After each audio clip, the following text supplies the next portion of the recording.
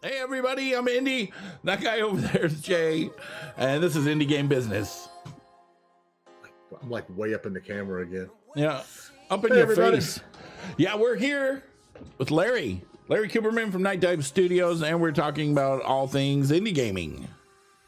So let me start off by apologizing to the audience because I'm having some technical difficulties with my camera. People that know me say that I look better on audio only. Face for radio. Right. Yeah, they're very, very true. But for the audience members, I'd like you to picture a well-built, blonde-haired gentleman, long flowing hair, and I'm the old guy standing next to him. Like not Thor, but Odin, right? If there was any hope of having this being in a serious vein with Jay, I just shattered that. No, and I never intended it to be. So I've known Larry for 15, 20 years, going back to my first job, and I'm assuming one of his first in the industry. Yeah.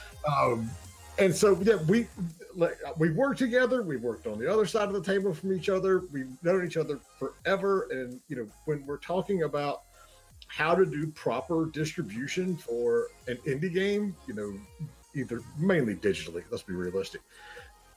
This is the man that we want to have on the show because, Larry started out with one of the very first stores that wasn't Steam. So, Larry, why don't you give everybody a background on where you come from and your experience and why you're like the quintessential distribution guy. Well, thanks a lot for that, Jay. Thanks for that intro. So I joined the games industry. This was my second career. I joined the games industry in February of 2001, starting to work for Stardock.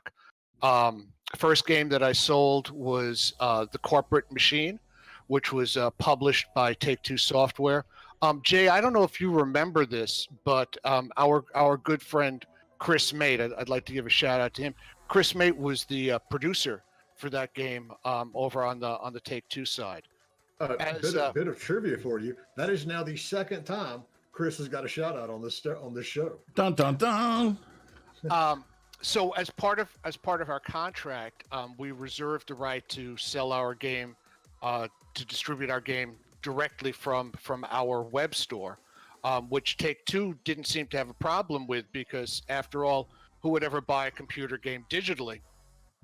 They just wanted the box sales. Mm-hmm. So that was the first title I sold. The next title that I worked on was Gal Civ 1, and the story about Gal Civ 1, it was a great game, one of the top reviewed games, certainly in that genre. But it was well known that the publisher that we worked with, who shall remain nameless, went into bankruptcy.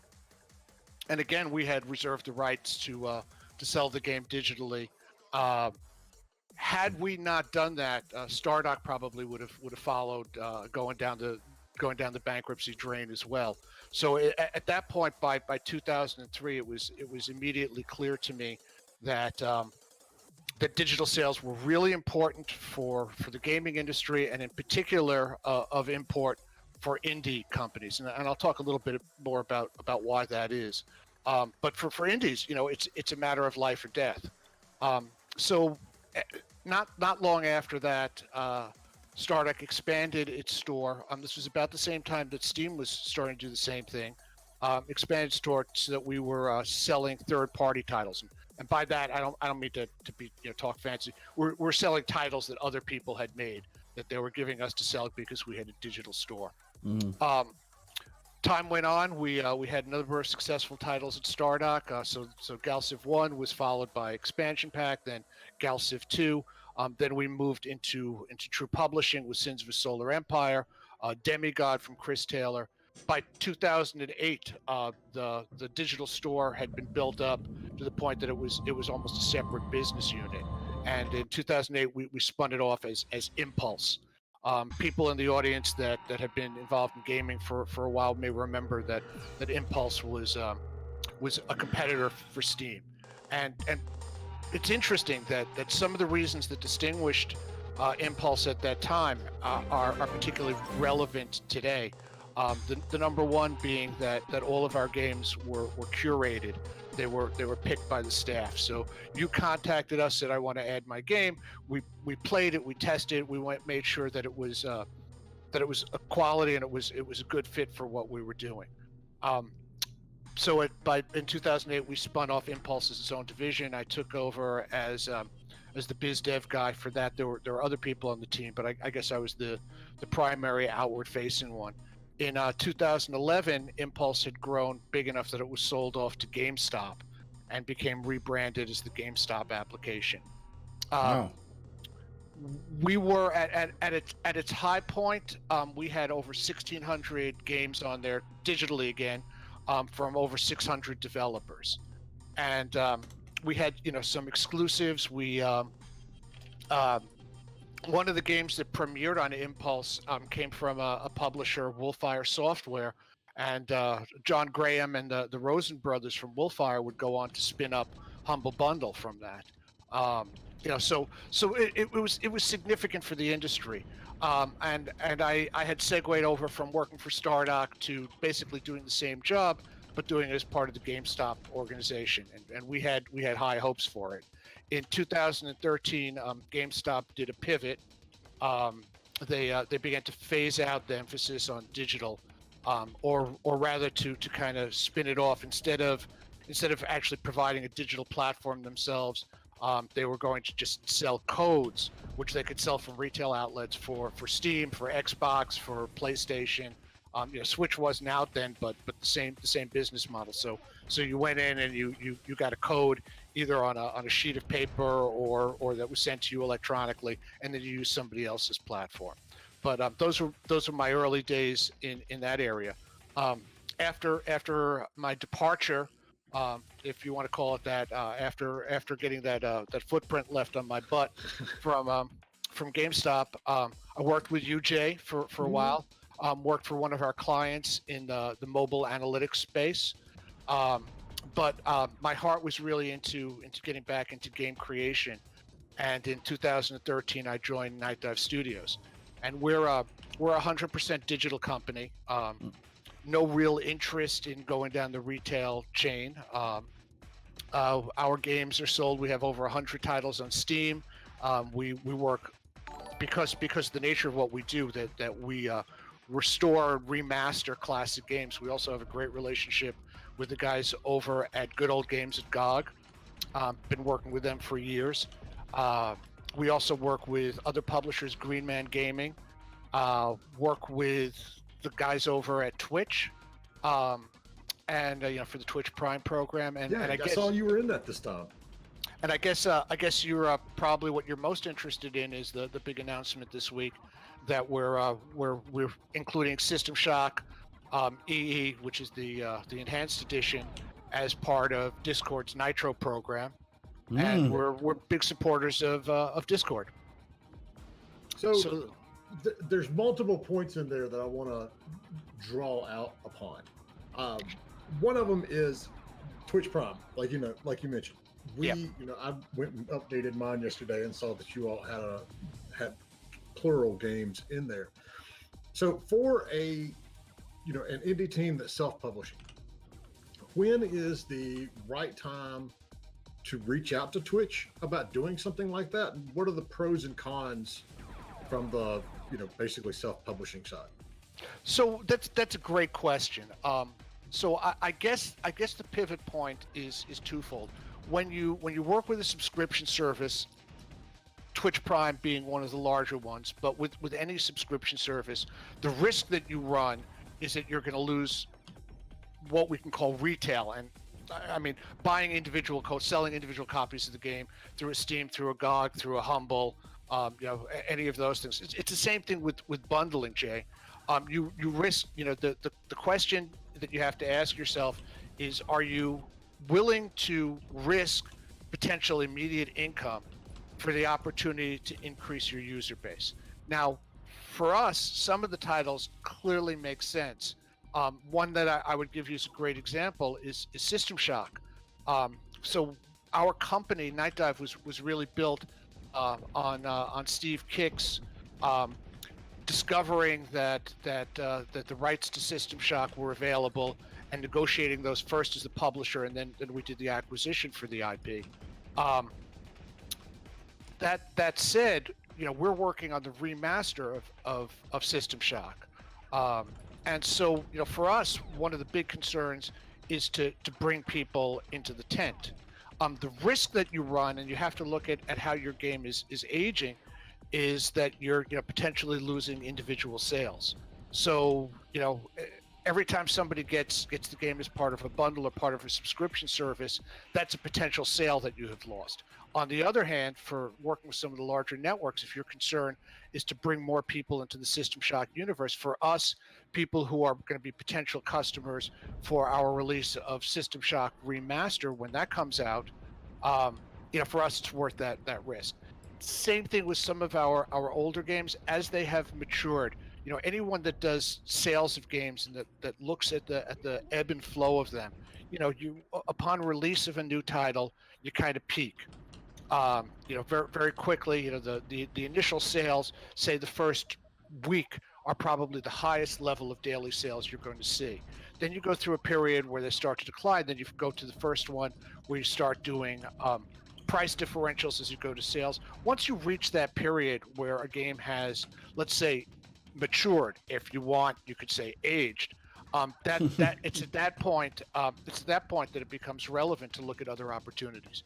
And again, the other thing is, you need to think, if you have a game, the Indie Dev game, and you begin work on the sequel, Indie Dev 2, and you've announced that, and you're looking for people to bring into that universe, that's a great time that you want to think about including the first game as part of a bundle. That makes a lot of sense. Makes a lot of sense. It's funny because and I agree with you wholeheartedly on that's the way that your sales tail is supposed to work. We had Megacrit on a couple of weeks ago, and and they admit it's an anomaly, but theirs went just the opposite way. They didn't have that much first to second, and then it got picked up by some random Chinese streamer, random to them, not random to the Chinese streaming community. He said, and then blew up huge overnight. Yeah, I actually I watched that show, and I thought that was particularly interesting. That's something else about today's modern world.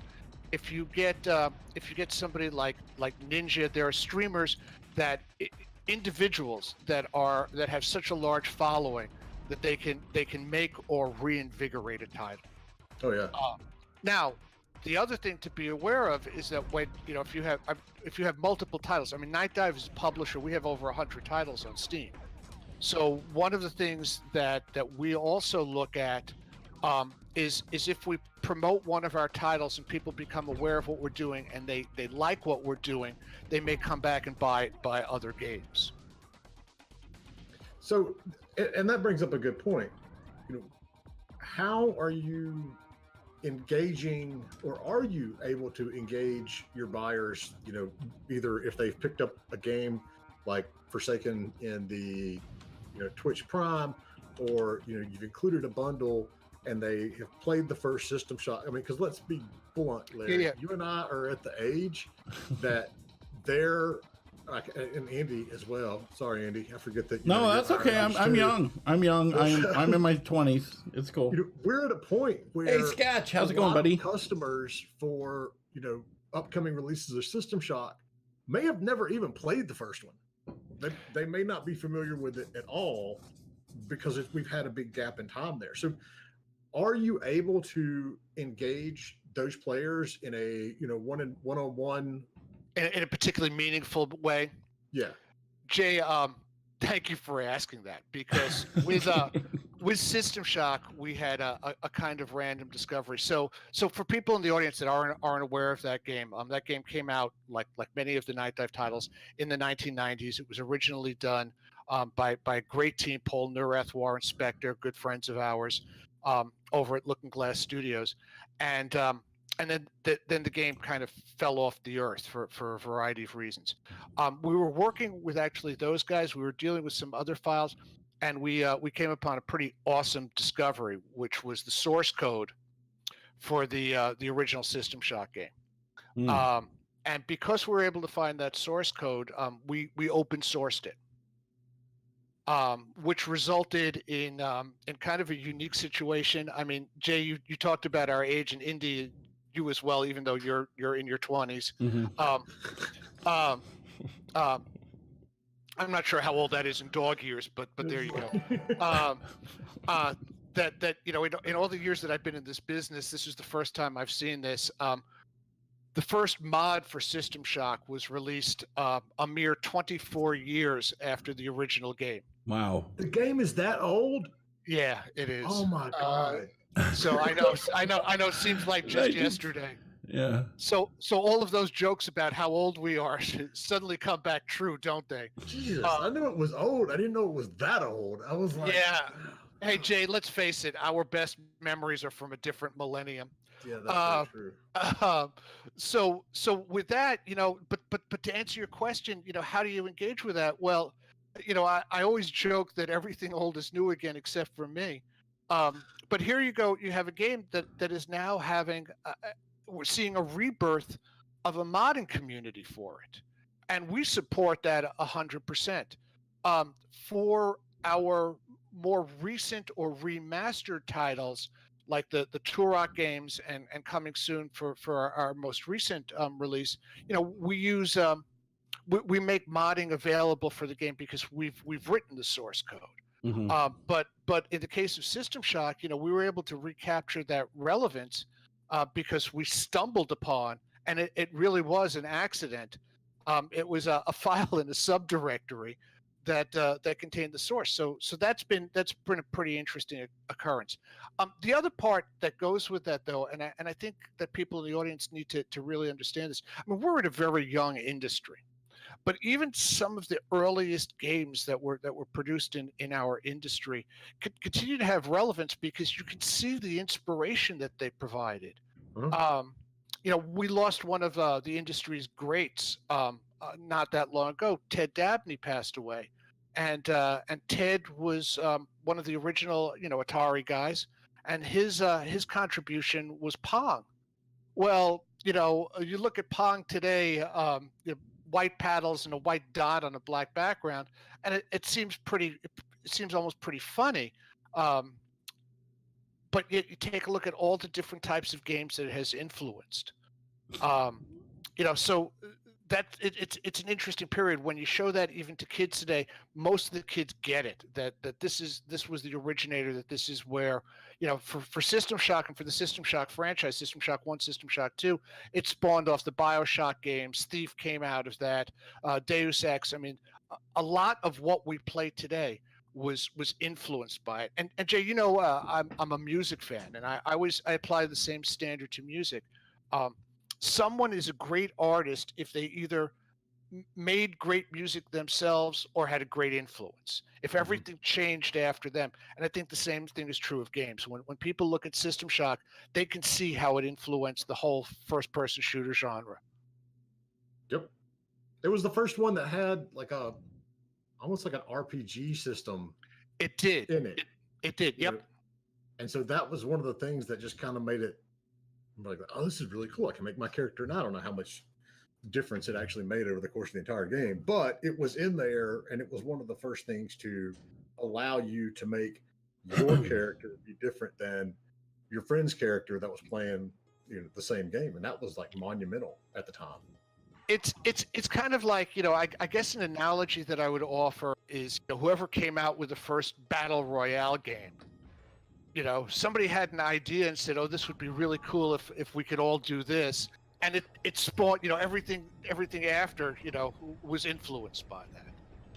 All right, let me hit some housekeeping real quick, and then we're going to get into more of this. So Larry's kind enough to have some copies of Forsaken Remastered.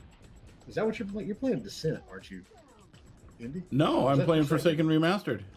I see. For some reason, I forget that it was the spaceship one. No, anyway, I had this game, so we got two of these. Fired it up, and we've got so just do the exclamation mark raffle to do that, and then we've actually got a new overarching meta giveaway that we're doing as well. Down below, you can see a lifetime subscription from Code Lara Enter that, and everything's free for life on that site.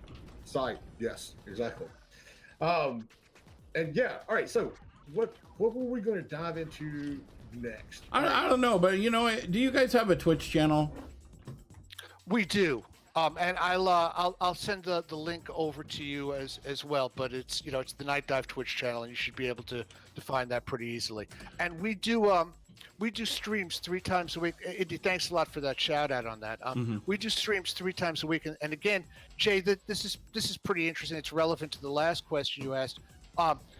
Depending on the nature of the stream, we do our standard game playthroughs, but we also do some unique content. We have been doing the development work for System Shock Remastered, both the actual blockouts and some of the artwork is being done live on the stream, so you can actually see the dev working. I love those kind of streams. I love watching them. I don't understand what's on the screen most of the time, when they're doing code. But it is interesting to watch. What about Discord? You have a Discord channel? We do. So there's a Nightdive Discord channel as well, and again, I'll provide both of those links over to you.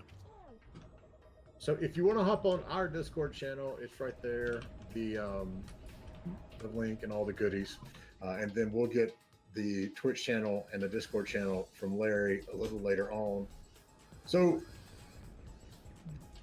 talk a little bit, and I know this is what we're mainly going to talk about, but what you do is fascinating. You have that job that even I'm envious of. So Nightdive has gone out and gotten System Shock, Turok, Forsaken, Turok 2. Talk a little bit about how you're going out there and revitalizing these IPs that are apparently 25 years old that I didn't realize were 25 years old. Back when I was your age. Yeah.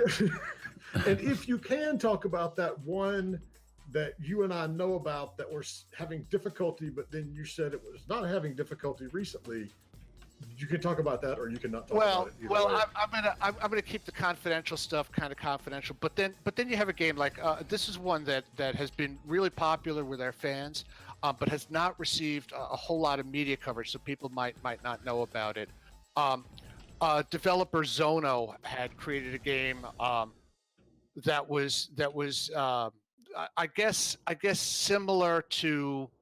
Oh, I don't know. Some of the other titles out there, you might want to compare it to Supreme Commander, called Metal Fatigue. So we actually spent a number of years doing the detective work, finding out who had the rights to that game. It's like solving a puzzle. You kind of pull one thread off at a time until the thing becomes clear. It turns out that we worked with our friends over at Mumbo Jumbo to acquire the rights for that, and that game is now available over at I know. Of all the companies that I would have thought of, wasn't ready for that one. Yeah, and it's funny. At one time, Mumbo Jumbo was, I guess, across the hall from Relic, and they were both companies that had a similar focus, and people forget that Mumbo Jumbo was also involved in Heavy Metal Fact 2. But anyway, that's it. I don't want to go too far astray. But so we do a lot of detective work, and we're able to trace that down, and then you begin the process of approaching the folks that have ownership of that, and talk to them about what your plans are. Early on, not long after I joined Nightdive, one of our publishing partners, one of the guys that was involved in the development of the original game Strife, Veteran Edition, which is also available on Steam and GOG, said about me that the first time that I called him up, or the first time we had a call, that he was expecting a call from, I guess what you would call a suit. Right, some guy that was gonna just talk, and we got to this whole discussion about gameplay. I played a lot of these games. Indy, you were playing Forsaken. Yes. I will tell you that the original Forsaken was a game that I played with my son. Who's now a grown man, still playing games, thankfully. But that for those of us at Nightdive, I mean, this is really an endless passion project. The hard part is that you ask person A, hey, do you own the rights to this game, or do you know who owns the rights, or we're trying to reach that person, and they said, well, gee, I don't know, it went to this one, and then you have to follow it through, especially when you had multiple bankruptcies. I mentioned that System Shock came to us, the rights on that was originally done by Looking Glass, but Looking Glass went into bankruptcy, and they ended up defaulting. The rights transferred over to a publisher who had bought an insurance contract. The insurer ended up with the game IP and had no clue what to do with it.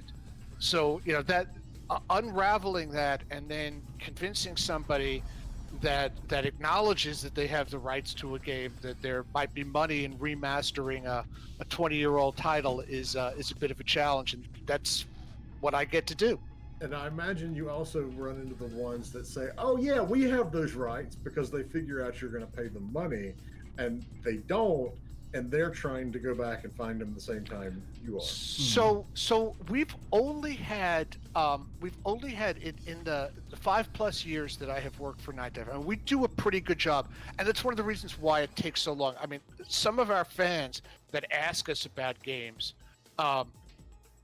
don't realize the complexity, that there are many people that have some claim to it, but we've only had one circumstance where we actually published a game with a contract in hand, but it turned out that the person that had licensed it to us didn't actually have the rights.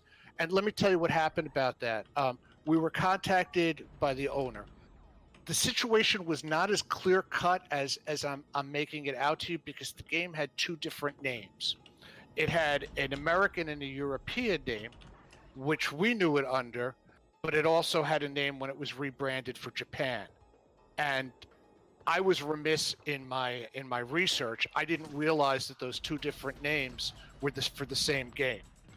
So I said, no, you own this one. And they said, well, no, that's the same one as the one that you just pub. And I was like, oh, shoot, or words to that effect. And the game was already out. You can cuss on this channel. So with that said, the approach that I took was, I said, look, this is the work that we've done on it. Here's the copy that we've done. We've made it playable. We've made it, we've added things like widescreen support. We did not have the source code for that. So the idea of being able to do a full remaster was just something we would have liked, but was not possible. They didn't have the source code either. We were just talking about publishing rights, trademark, and any copyrights that are involved in it. I said, look, here's where we are. This is what we've done so far. I'm not asking you to pay us back the money that we've paid. We'll get that from the people that we brought it from. But why don't we split the revenues? And we've actually entered into a partnership that way. So as my old boss used to say about me, I was too dumb to lie. I noticed neither of you guys are disagreeing with me on that. But that's the way we do business. We really try whenever possible to come out as the good guys. Other games get more complex. And Jay, I think the title that you were alluding to, and this is one that's been we did an interview a while ago for Kotaku several years back. No One Lives Forever. Yes. It's a franchise that is near and dear to our hearts, not just because how much of a fan favorite it is, but it's because it was something that we played ourselves. That both Steve and I played as gamers. And for the people that are unfamiliar with it, it's a kind of James Bondian game with a female protagonist with Kate Archer. It resonates on a number of different levels. So that's a game that we continue to work on, but we're so far 5 years into it and not 100% sure that we've unraveled everything. There are a number of companies, major companies, I mean, billion-dollar companies that have some sort of claim. And what we always try to do in those cases is to tell the guys, look, if you allow us to do all the heavy lifting, all the development work, all the behind the scenes. Here's something that whatever portion of it you may or may not own, you're not earning any revenue from. And so rather than arguing over who owns what part of it, if we all work together and republish it, 10% of something is worth more than 100% of nothing, right? Mm-hmm. Yeah, So exactly. the issue that you get into is that all of those things involve a lot of lawyers, and they all want to do research. They all want to, especially again, if you're a big company, you're also a big target. And so you don't want to do something and find out that, some other guy that you didn't think about owns 1 pixel of it, and he's able to sue, everybody that's involved because you didn't cut him in on the deal for his pixel. Yep. I have a question. Exactly. You have Seventh Guest on there, Yep. right? You're the publisher of that. Are you also involved in the board game? We are not, and we're actually starting to go down the road of looking at board games.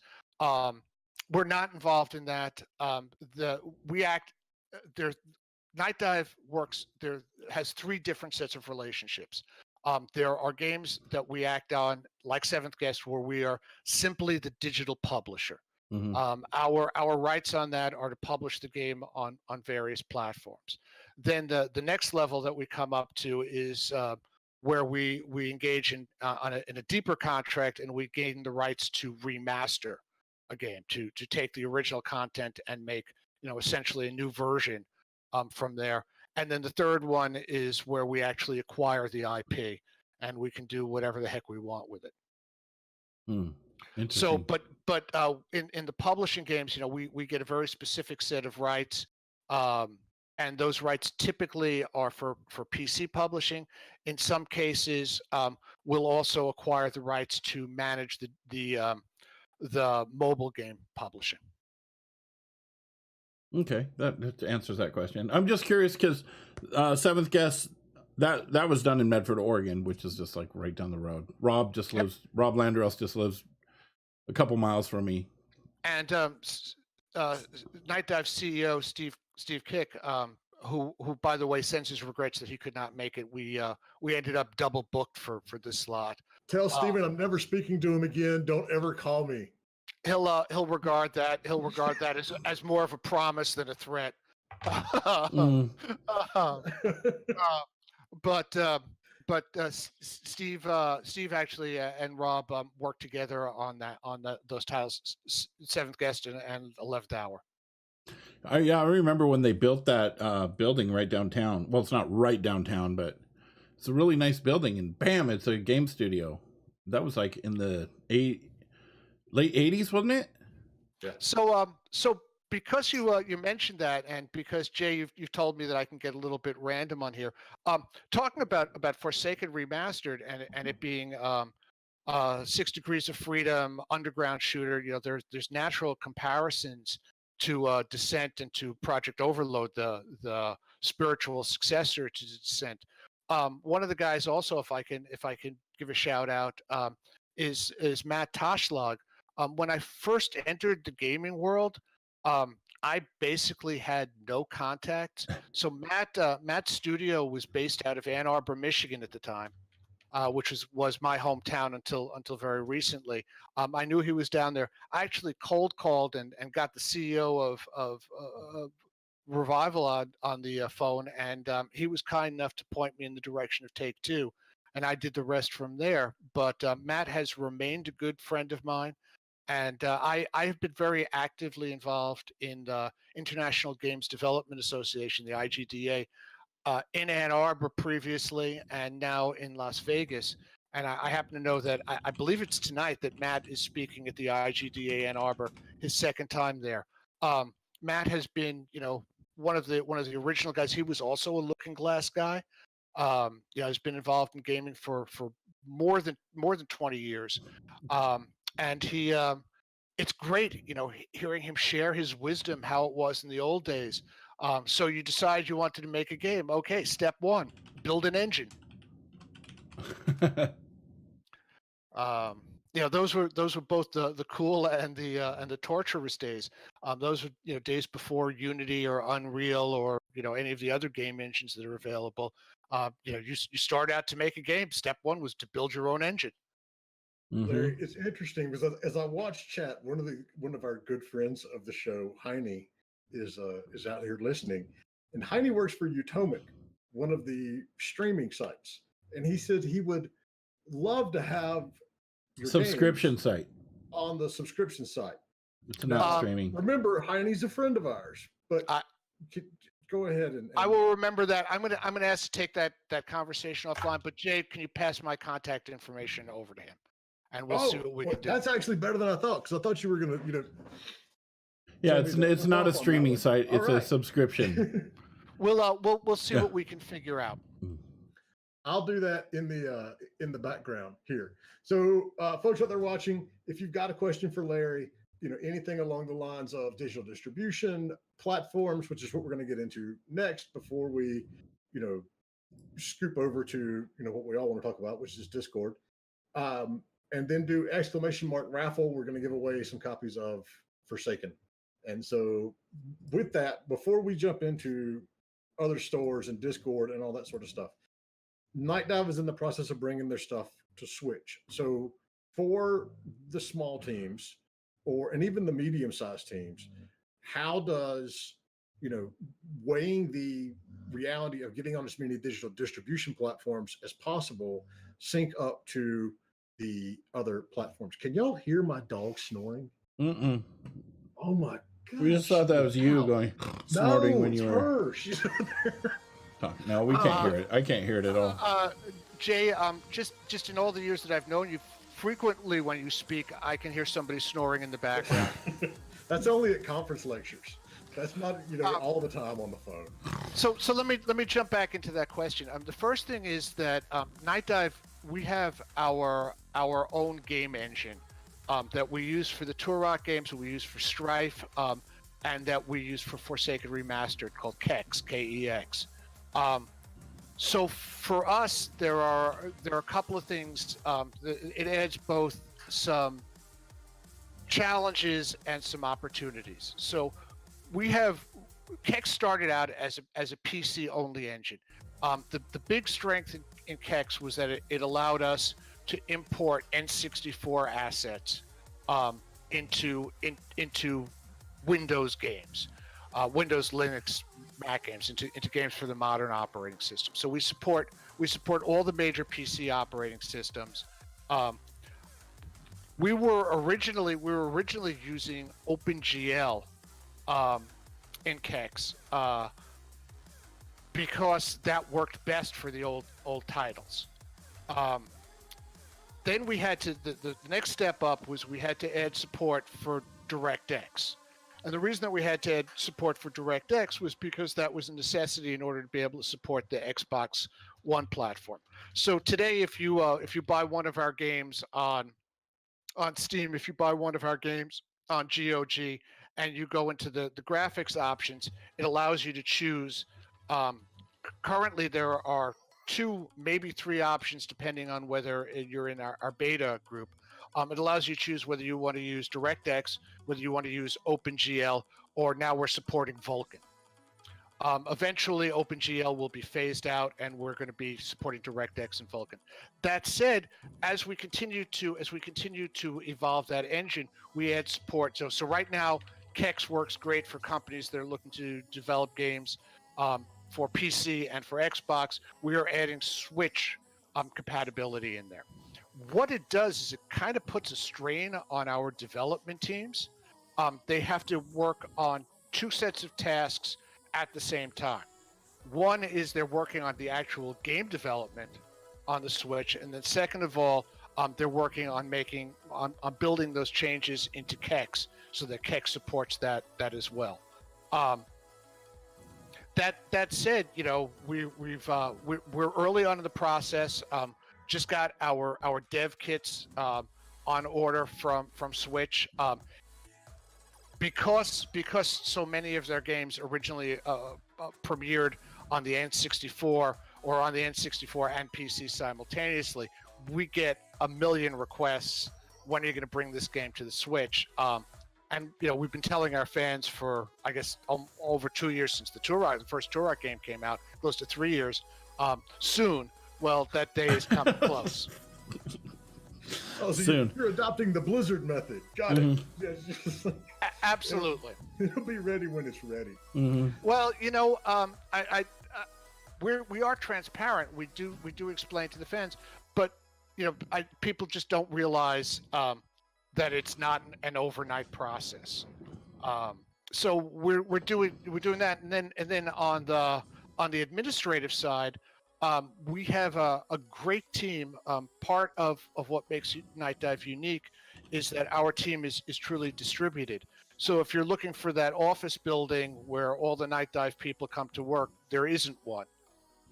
We bring in the best of the best. We have developers working in Brazil, New Zealand, Texas, Oklahoma, the United Kingdom, and other people throughout the U.S. that are working on our titles. One of the things that often confuses our fans, and if you don't mind, I'm just going to take a moment to address that.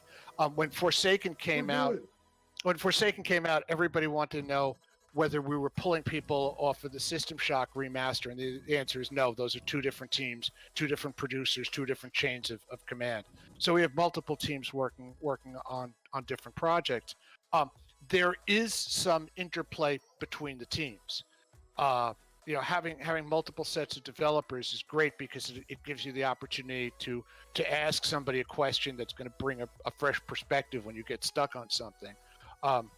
But that said, we're going as fast as we can. We like to tell our fans that we'd love to see it. We think that there's a great market opportunity. And again, for the titles that were originally N64 games, we're all about putting it back on the Switch. So, can you give us an idea of what we might expect first? No, I really can't, except to say, and this isn't a guarantee that these games will be on there, but this seems to be the logical progression. It would seem to make sense to port the Turok games, perhaps some additional titles in that space, and Forsaken to the Switch, but who knows what'll actually happen. Fair enough. Absolutely fair enough. Have we got any questions? I haven't seen anything. Spill the beans, spill the beans. I don't see. Oh, yeah. All right. So let's talk about the big one. Discord last week said we're going to start selling games just roughly a few weeks after they said, hey, look, here's this handy dandy thing that lets you know what everybody's playing all the time. I'll give you my 5-second take, and then Larry, the floor is yours. Is it really going to be 5 seconds? I think competition is fantastic. I'm very, very disappointed that they adopted the 30% model like Steam. I think they could have absolutely killed if they had come out even at we're taking 20%. Larry, Indy, your thoughts? Indy, why don't you go ahead, and then I'll share some. I mean, they'll sell games. I don't really have much insight into that, but I agree they could have probably taken less and gave developers, even if they did take less or more, developers are still going to be want to be on there because it's freaking Discord. I mean, has anybody even said the words TeamSpeak in the past 2 years? No. And Discord is just, it's not only in the games industry, but it's in all kinds of different industries as well. People are using it, and so I guess they'll get what they can get from it. So you guys know this. My title is Director of Business Development. I like to come off as a plain guy. I am wearing a System Shock T-shirt, System Shock Dev Team T-shirt, and shorts today. That's that's pretty much my standard mode of dress. I don't wear suits when I go to sleep. That's there was too long a period of my time of my life when I put on a suit and tie, black or brown shoes, every day and went out to clients. If I'm wearing a suit, someone has died. That said, That's it. Actually, Jay, at our earlier conversation about GDC Next, if you remember, I wore a suit to that evening soiree. Yes. Remember that? And your first comment when you walked up was you took a look at me and said, "Who died?" Yeah. That said, what I'm going to ask you guys, and what I want our gamer audience to think to themselves is, when you look at a company, who are they responsible to? I did an interview a while ago talking about some of Steam's policies, and this was a number of years ago. And in the middle of the interview, I was listening to complaints about Steam's return policy, and I've only played 5 hours of your digital game. I want to give it back, whether that's fair or not. Anyway, I asked who the clients are, and everybody said, well, the consumers. And I said, no, Steam's clients are the publishers. Mm-hmm. In the case of companies that are starting up, they have responsibilities to the people that have invested in them, to the people that are backing them, that are putting their hard-earned cash or ill-gotten gains, depending on how you want to look at it, into backing a company that hasn't shipped a product yet, or has a concept. Anyway, I don't want to go too far down that path, but they have a certain responsibility to those people. One of the responsibilities is to do their best to guarantee as high as possible a return on investment as they can. So if you're going to John D. Investor, like John D. Rockefeller, John D. Investor, and you're telling him, well, there's a platform across the street that's getting a 30% return on investment, but we're only going to give you a 20% return on investment. Why would they invest with you? So that may speak. I mean, I'm not privy to those conversations, but that may be part of the business model that's involved there. The other thing is when you try to be disruptive, you also don't want to be earthquake stuff. You don't want it. You don't want to get into a race to the bottom, because they say 30%, you say 25%, they say 20%, you say 15%. At a certain point, you're telling the publisher, I'll give you 10% if you let me sell your games. Nobody wins at that. The consumer may think, oh, great, I'm going to get my games at a discount, but in reality, it's just not sustainable. So what do you think about Epic and their announcement and Bethesda's announcement? But I'm focusing more on Epic here, because Epic already has a launcher for Fortnite. They have millions upon millions of users. They are arguably in a position to start selling games through the Fortnite launcher, and they've already said, we don't like the 30% model, at all. What do you think their probability is of coming in and doing it? Because I understand what you're saying with the investors, and that's very true. It was very true in my day, but there's two questions implicit in what you just asked. One is whether Epic, that sells a gazillion copies of their game, gazillion copies of, I mean, it's a free to play game, but sells a gazillion, in-game items every day, whether they need to have any external store. And the answer is probably they don't. Why should they give a penny away? On the other hand, I bet you if I contact the guys over at Epic, who we've worked with in the past, we're using Unreal for our System Shock remaster. If I go over to them and say, hey, we agree with you about fees in the gaming industry being too high, so are you going to reduce the amount that we have to pay you for using your engine? I bet you they're going to say, right? I always tell people that the value of money varies, right? There's your money, and that's not important to me at all. I can spend that, and then there's my money, and I'll kill you if you mess with my dollars and dimes. So that's a song lyric. I'm not really going to kill anybody, but I mean that's always the value. That's always the question that gets asked.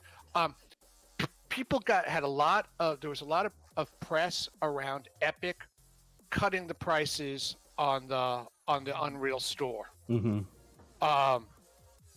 And there's a larger point behind that. I think that's a great thing, but just remember that those assets are aimed at developers, right? Who are then going to be using their other products and paying money for that. So in some ways it's the old well, here kid, the first one's free kind of model. But the larger point behind that is that that didn't occur in a vacuum, and there's right now a lot for people that are going out to develop a game. There's the question, assuming that you're going to use one of the two major engines, do you go with Unity or do you go with Unreal? Mm-hmm. Most developers will tell you that choice. That choice is made on depending on the nature of the game that you want and how you want it to look at the end of things. We started out working with Unity guys, and they were great. This is on System Shock Remastered. But for a first-person shooter, especially for a first-person shooter that's going to go across all the consoles, and that we wanted to have a really high frame rate, it came out that Unreal was a better choice. That said, that's making the decision on the technical side, and that's great when it's at that level. However, if there's a significant cost differential between the two platforms, those guys in suits tend to have loud voices, right? Is it worth that cost differential? So that's the other thing to look at. But Jay, the bigger point behind there is what happens when there's competition. And when there's competition, you have to either cut prices or add features, right? Mm-hmm. And we've seen Steam, open up their streaming so you can stream your game on the store. I'm not looking to Steam to innovate anything. We actually used that. We actually used that for the Steam release of Forsaken Remastered. I should always add the remastered in there. We actually used that, and we had at various points we had several hundred viewers, coming in to check out the new game. I think that's a good idea. On the other hand, I don't know anyone that's saying that right now that given a choice between streaming something on Twitch and streaming something on Steam, that Steam is the platform of choice for that, right? Yeah. I mean, it is good. I mean, like you said, especially from a marketing standpoint, you do still have the lion's share of people going to Steam to buy their game.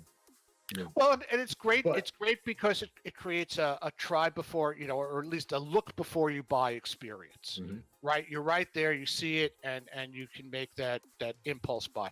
The same thing is true of Discord, and I'm kind of bringing us around to that. If you and I are connected as friends on Discord, and I see you playing Forsaken, and I want to play Forsaken with you because it offers a great multiplayer experience. Commercial plug there in case any members of the audience missed that, but because it offers a great multiplayer experience, and I can buy the game and stay within that chat client and then join in and be seamlessly throwing insults at you, why wouldn't I do that? I mean, I think that is now, we've now changed that to, that's a different experience than I see you're playing a game. I leave the client where I see you playing it, go someplace else, buy it, and come back on and hope you're still there. And see, I think that's what Twitch and Amazon were trying to do with their desktop client. But aside from, and I don't speak for everybody, obviously, I never use that desktop client except once a week, once a month to go in and tag my free games. I never ever use it, ever. Yeah, well, I don't know how many people are actually using it. And again, you're putting there's a cart and there's a horse involved in that sentence, right? You don't use it because there's no compelling reason to use it. As soon as there's a compelling reason to use it, I mean, there's no I don't use it because I don't like desktop clients, right? The way you had explained it, though, I kind of disagree with that. You're like, well, so we're watching on Twitch or watching somewhere, and then I have to leave and go do somewhere else. And no, because people can have multiple windows open. So you are not leaving. You're just opening something else, but it's not like you've left the stream. It depends. If you're in the Discord app, and you see somebody playing it, and you leave to open up the Steam app, well, yes, you can have multiple apps, but again, at the very least, your focus is changing. Right. I'm not saying that we all run, computers with 2 mega RAM that you can only do one task at a time. Right. But I'm just saying that having the opportunity to buy it right there, to have that interface that says this is what your friends are playing, do you want to play it too, is an advantage. It's certainly a feature. How big a feature it is, well, we'll see by looking at what the buy-in is from the Discord audience, which is what, only 150 million people. Yeah. Right. And then also, I mean, it's kind of like as an indie developer, when you tell me that I can reach 15% of a billion people, my ears perk up on. Oh yeah, big time. But it's also with Steam. I mean, if Steam, you're watching somebody stream the game, you want to buy it, you don't have to leave Steam. It's right there. Well, the question that I would ask you back, and I think is what Jay was kind of getting at, is would Steam have added that feature? Would Steam have added the video streaming feature if it wasn't for the success of Twitch? Probably not. Listen, if you run a company and you're making money, and every quarter your numbers are a little bit better than the last quarter, you develop a certain inertia. Why would you change? Then a competitor comes in there and you see your numbers either getting cut, or you see people going over, or even just that there's buzz, that there's somebody out there that's offering something new and different. You get into a reactive crisis mode. Right. No, that makes sense. Because if something else is out there, I mean, kind of like how Discord disrupted Steam, and so they changed their whole interface. Aren't you glad to get that chat pop up every time you open Steam? No. Sorry about that. No. I hate Steam pop-ups, and I've got them turned off. And even though I have my notifications turned off, still every once in a while something will pop up. I'm shocked by your answer. I do not like, and I never ever have liked Steam's chat function. And it used to, for years, someone would message you, and then you would close the message, and that message is gone forever. You can't click on who did I message last or anything? It's gone. And that's the thing, Indy. There are two paths you can go by. You can go and complain to Gabe and say, this thing that makes you, what did Steam do last year, Jay? 4.3 billion, something like that in game sales. This thing that made you 30% of $4.3 billion last year sucks. You need to tear it down and start all over again. Or you can wait for a competitor to come out, and when that competitor invades that same space, you're going to see how much better things are going to get. Yep.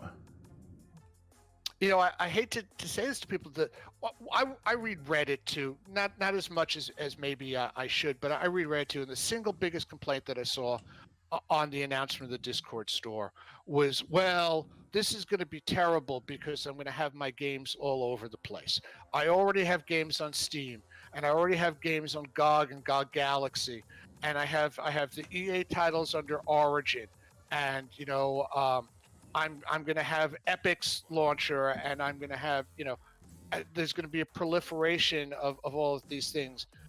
It's going to be so confusing to me. Where do I remember to put my game? And I get that. And all of us have had that. Mm-hmm.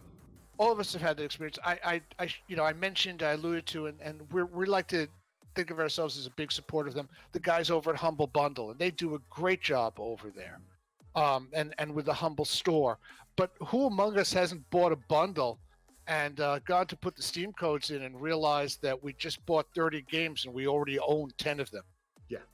Right? I mean, I think all of us have had that, or the other side saying, I know I own the game, I just don't remember what client it's under. With that said, while there is an element of inconvenience there, and I'm not saying that there isn't, ultimately what you get is that all the platforms improve, and the platforms that improve the most emerge as winners. Again, and I said this at the beginning of the call, I really am an old guy. In the days of my misspent youth, you only had one telephone provider, and phones came in any color you wanted as long as you only wanted black. There were beige ones. And no, those came out afterwards. And and the same thing. I mean, the big thing was was wall phones. You know, that was the big innovation. Then you have to buy like the 30-foot long cord. Absolutely. That your kids and dogs. They have like the little attachment you could put on it, so you could hold it like this, and you know, well, you can't see me. Yeah, Right. the little attachment that would like sit on your shoulder. You know. Yep. Absolutely. So, but with that said, when they broke up the telephone company, there were all of these people saying, "Oh, it's going to be so confusing. If I move from one place to another one, I have to switch my telephone carrier from this one to that one." It was all doom and gloom.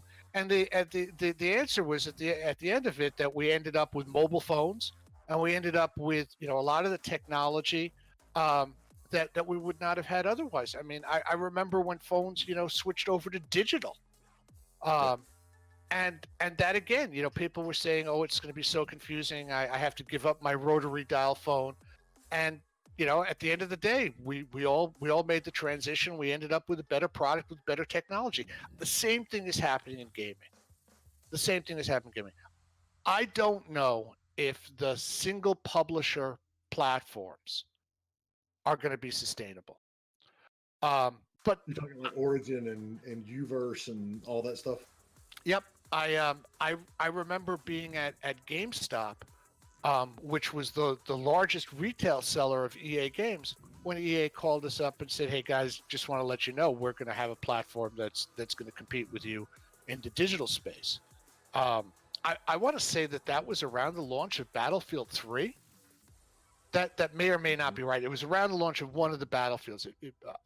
My memory seems to serve me as that. And yet somehow the world hasn't ended, and we know that our EA games are over on Origin, and you know, and we're able to make that transition. Would it be nice if everything was on one platform? Well, it depends. If you're willing to say, yeah, for the convenience of having everything in one place, my experience isn't going to be particularly great, or I'm willing to accept that my stuff is going to be, you know, scattered across a half dozen, maybe a dozen platforms, but they're all going to be competing for my attention and offering different features and different benefits and different sales to capture my interest. Yeah, you know? for the longest time, Twitch was like the only streaming platform that mattered, and these other ones would pop up and nothing would happen. But then, you know, Mixer started gaining some ground, and YouTube gained some ground, and so Twitch is like, oh, we really should start working on all of these things that have been broken for like the past 5 years that everyone bitches about, and we should really like up our game. We should start doing some things, which is good, if there's only one car brand, and again, you know, in my youth there was a song, what's good for General Motors is good for the USA. If there's only one car brand and they make a terrible car that's unsafe at any speed, why are they going to fix it when you don't have any choices of what other cars to buy? Yep. No, all that stuff makes sense, and that's good too. And again, the other thing that I think you know, talking to the gamer for the indies, bear in mind that if there's a single monopolistic platform or only 2 or 3 platforms, and those guys turn your game down, your business is over. If there's only one set of stores and they say, "No thanks, we don't want your game." All right, there's an old cynical side of me as well that says, if they said that, your game wasn't ready for market. Well, you know, or they might not like it, or the guy that you're whose approval you need was having a bad hair day. I will tell you cases off the record where, when I was on the publisher side, where a publisher turned down a game, my platform picked the game up, and then the original publisher came back to that same dev and said, "Did we say no? We meant yes." Well, that happens all the time. I mean, that's you know, somebody, who was it? Was it on? Oh, it was the guy from Megacrit talking about how many times they got turned down, and you know, in retrospect, they're like, "Yeah, we're glad we did." You know, it can happen, and I'll, you know, put one on the record. Back in the day, dealing with Sony on the PS2 was a nightmare. we were in the process. That was, in that transition time, we were taking our agency and turning it into a publisher, and we would get the rights to all of these, Japanese RPGs, the Y series or the Yi, I don't know how to pronounce it, that series in particular, and a lot of other Japanese RPGs that went along with it. And we would submit these things to Sony America and Sony Europe because, they were being published in Sony Japan. And we would get conflicting feedback for why it was rejected between one game and the next. And they're fundamentally, the same. We're not talking about they didn't like the story or they didn't like, the character classes. They were making comments about, oh, we really like the gameplay in this one. And then on the, very similar other game, it's like, well, the gameplay isn't really for us at this one. And so we just came to the conclusion they were throwing darts at a spinning dartboard, deciding who got in. And yes, that is a reality. But, along with having the competition, embetter the space for all of us as consumers, there is a part of that says, if you have more curated stores, you're going to drive developers and publishers to create better product because they have to be competitive and they have to know that coming in. So Jay, Indy, Jay, I know you know this. Indy, I'm not sure if you're aware of it, but back in the bad old days, you used to take your games out to show them to the buyers at retail stores. Mm-hmm. You were showing buyers your game looking for approval from people that didn't understand that solitaire game was part of Windows. I'm not kidding you. That was a real thing that was said to me. We're not sure who makes this game, but we really like playing it. And you're out there trying to pitch your game, and they're like, well, why can't you be more like that solitaire game? We really like that one. That said, you would go out to retail stores, and you would meet with their buyers, people who did not play games, and they would give you their suggestions, and they would expect that those suggestions would be incorporated into your game. We like your game, except we don't want you to make a first-person shooter. We want you to turn it into a card game. Well, I've been in development for 4 years. It's a little bit late for you to tell me that. The horror stories that come from that, if you didn't experience that, I sold my soul to gain an end cap. Yeah. No, it wasn't just the retail stores. We dealt with Amazon in the early days before the, Kindle Fire was a thing, before they got into the Android market. We dealt with them on, we actually created several educational titles for e-ink Kindles. And it was before they went and actually formed a real game group. And it was the same kind of thing. It was a nightmare. We would send a submission in that was basically Gold Master. And they're like, well, we think it ought to be, something else, because they had so many lines of, up the food chain that they had to run things through that everybody got feedback. And it was the same type. It was exactly the same type of thing that we dealt with on retail, because you had people that weren't really fundamentally game people going, oh, well, this would be better if it's blah, blah, blah. And I'm like, that would have been awesome like 6 months ago, but or 2 years ago, or, but the way that we got past that is as soon, all of those people lost their jobs once digital platforms came along. Mm-hmm. And by and large, the people that you work with on digital platforms, all of them are either gamers or are people that simply look at it as it's just a platform. Put your game up there. If it sells, it sells. If it doesn't, it doesn't. That weren't trying to control what you do. The other thing that I tell people, and again, this is off topic, but this is also a benefit from it. When we dealt with retail stores, and there were only 2 or 3 major retail brands, and you signed a contract. You had all of this in black and white. Their lawyers had looked it over. Your lawyers had looked it over. They paid you when they felt like paying you. Yeah.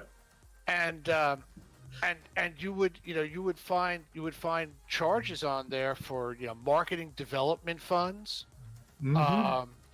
you would find these things that were inexplicable, that didn't have any receipts, and you had put your heart and soul and your second mortgage into making a game, and now you found yourself, not making any money off of it, and all of that changed. All of that changed with the advent of digital distribution, and it's going to keep on changing as the platforms grow. Something that we haven't touched on, maybe it was a question that you were going to ask down the road, Jay, but I mentioned this earlier.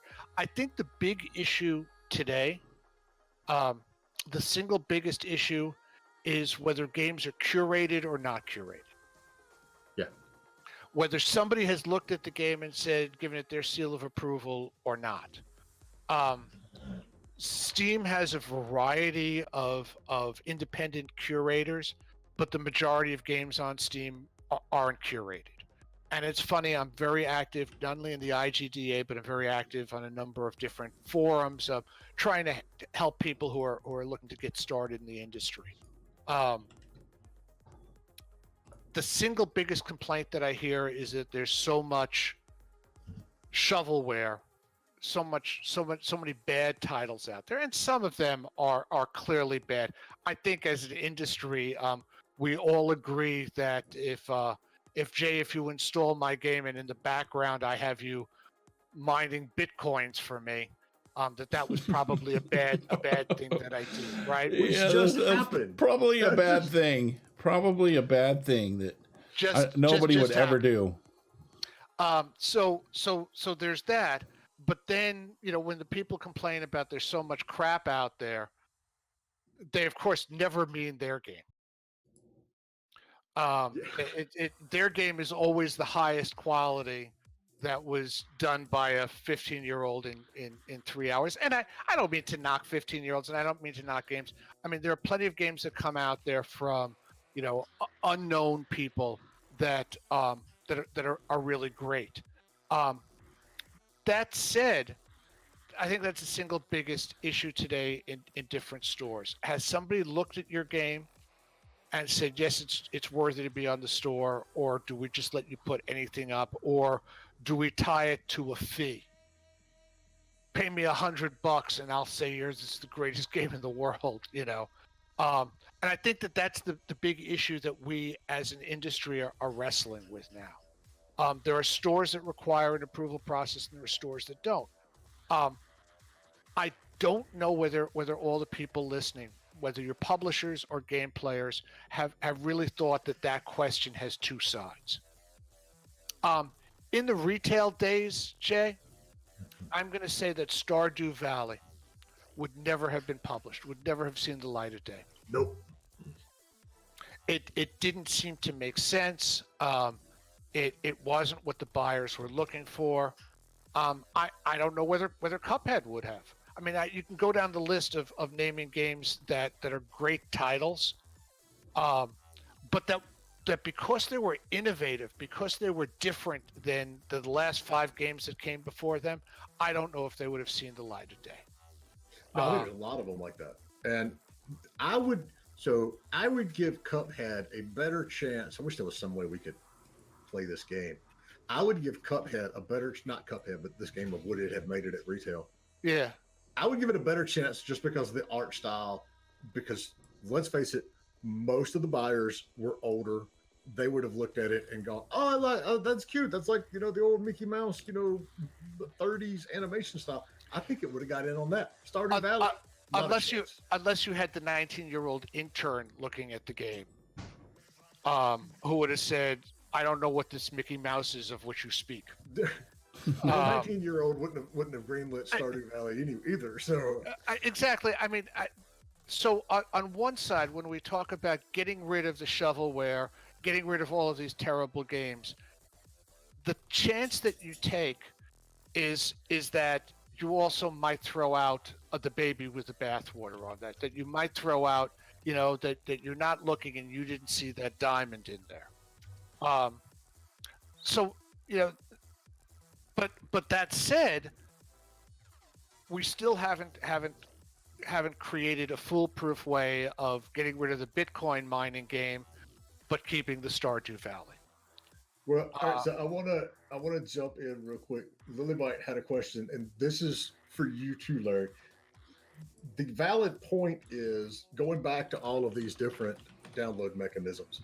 You buy a game on Uverse or Origin or Steam or where or Twitch, and you've got all these delivery mechanisms, and you want all your games in one spot. Well, Steam does allow you to do that, but Discord is going to let you do it as well, right? I mean, you can go through and technically launch your Steam games from Discord. Yes, that's correct.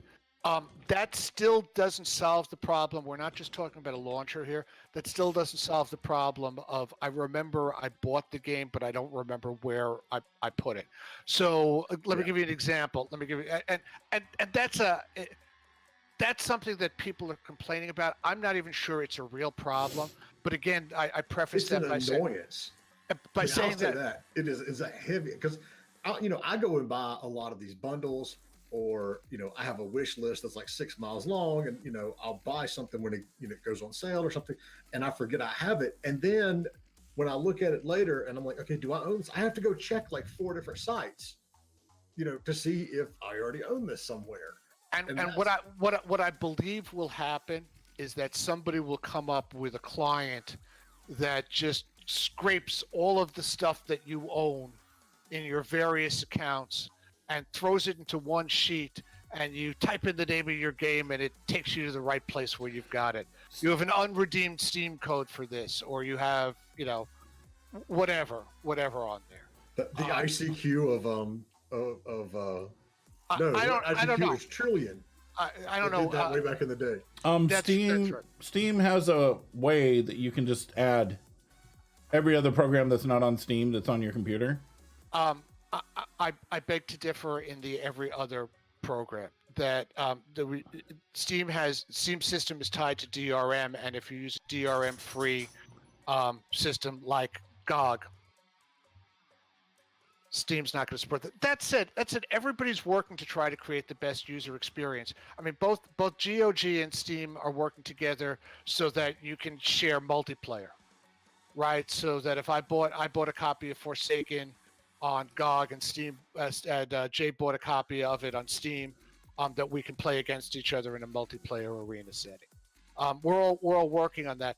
The thing is that, and again, Indy, I'm basing this off of not necessarily being a real problem, but this is what people were complaining about on Reddit, on the proliferation of clients. And then there are other clients that are that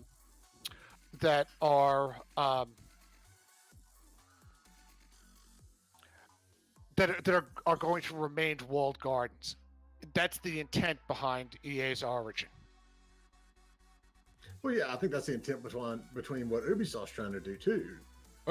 But you don't think that I think that the Steam, you can add a game that is DRM. There's a thing that says add a non-Steam game on Steam, and it searches your whole computer, and then you just click all, bam, and then it will put them all on your Steam list. Yeah, actually, I think I've done it. So I got to agree with Indy on this one. I'm pretty sure that even if you have a non-DRM'd game, it's any program. The problem is it still doesn't tell you. It's only going to tell you what you have installed. Right. I already know what I've got installed. I want to know what I've bought and paid for and not downloaded. Yeah, one of the apps is like, it's Uplay or you have to open up Uplay or again the cutting to the chase on this. Whatever the problem is, if the problem impacts enough people and there's enough of a need for that, somebody's going to step up and solve it. Right. So what you're looking at is an inconvenience now, but you're trading off inconvenience for innovation, and even that inconvenience is going to go away in a little time. A long time ago, with my son, we were at the supermarket and we were checking out, and it was the first time he saw breath strips. Those breath strips that you put in. Yes. And I have to give my son all attribution on this. He looked at this and said, "That's for people who are too lazy to chew gum." Yeah. That's right. Funny. They want that gum feeling, but they don't want to go That's through like all the way additional more- effort of chewing it or sucking on a Tic Tac. You know, we can't put that we can't put that much effort into something. All right, so we are up against like our time here. So Yep. we're gonna do last call. I'm gonna give away 2 of these keys at one time. So if you want a copy of Forsaken Remastered, do the exclamation mark raffle. Raphael. You can click down below, and there is another we've got this one going on all week. We have a lifetime subscription to Code Laura, so you can get access to a giant library of videos forever. Well, as forever anything lasts on the internet, but it's there. And then don't forget, our biggest challenge day in and day out over here is getting the word out to more developers. So if you know folks and you think that what we're doing doesn't completely suck, let them know, share it. Our Twitter's down there, our Discord is down there. You're welcome on any of those platforms. We've got a YouTube page where all of this stuff is stored as VODs, as well as here on Twitch. So help us get the word out. If you've got questions, if you've got a topic you want us to tackle one week, we've done that. We listen to you all, give us an idea, and trust me, between Indy and I, and I'll even chat Larry if I need to. We know everybody. That doesn't take long to find the right people to give you some knowledge. So help us help you there. Also, another big announcement: times and days. Oh yeah. This is the last show we're doing at this time slot. Forgot about that. So you guys got to get up early. Yeah, our new time slots are Wednesday and Friday. Is that right? Wednesday and Fridays, yes. At 9 a.m. Pacific, noon Eastern. It's good for Europe, bad for California. I want to thank you guys both. You were splendid hosts. Thanks a lot for having me on. And I have as my action items to get over to you Nightdive's Twitch and Discord channels. Yes, and we'll drop that in our Discord as well. Well, it's certainly twitch.tv/nightdive, right? Absolutely. Oh, well. Go ahead and throw that in there, Andy. All right, so any other questions that you all have for us or for Larry along these lines? Larry, did we miss anything that was like good, monumental on Discord? Nope, I think we got it all. I mean, the parting thought that I have for you guys is that when you look at multiple channels on Discord and Twitch and everybody else, that at the end of the day, competition is what drives innovation. Yes. Yep. Exactly. So we may complain about it and we may bitch about it, but it is good for the industry. If we didn't bitch, we wouldn't be gamers. Exactly. All right. Teranu, you win one of them, and I'm going to do one more. Jonas. 3, 2, 1. All right, so both of you send me a whisper, and I will send you your code. And I expect to kill you guys in the underground tunnels. And cheers, and see you guys. Just move real quickly. He's old, and his reflexes aren't that good. That's right. They call me Headshot Larry. Punch bag dummy. Yeah, that's it. All righty. All right. Thank you guys so much. I think Cheers. that does it for us. Thanks, Larry. Bye. Bye-bye.